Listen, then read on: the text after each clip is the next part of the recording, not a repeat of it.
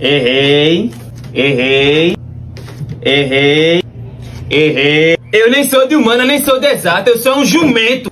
Acertei.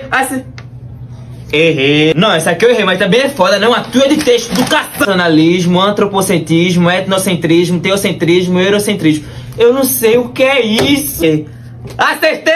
Errei. Essa questão começa falando de um gato preto, depois fala de Tiradentes. O que é que tem a ver? Aí vê, fica colocando umas questões de farmácia. Eu não sou farmacêutico. Vê só a alternativa. Vivências, itinerários, socioafetivos. Eu não sei o que é itinerário.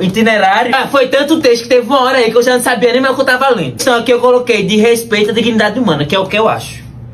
Essa prova é o de respeito à dignidade humana e física, minha. Eu sou burro demais. Eu já tava esperando pelo pior. Mas foi pior do que eu esperava. Desse jeito eu vou passar só em psiquiatria. E é como paciente. Errei.